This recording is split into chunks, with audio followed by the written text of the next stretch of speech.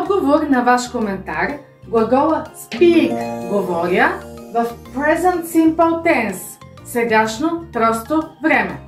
I speak, you speak, he, she, it speaks. We speak, you speak, they speak. Аз говоря, ти говориш, той говори, тя говори, то говори. Ние говорим, вие говорите, те говорят. Примери.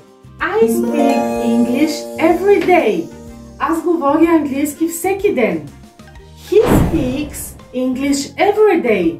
Той говори английски всеки ден. Ето я и разликата.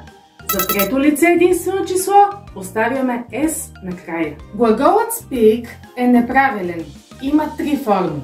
Speak, spoke, spoken. Speak за сегашно просто време, spoke за минало просто време и spoken за перфектните времена.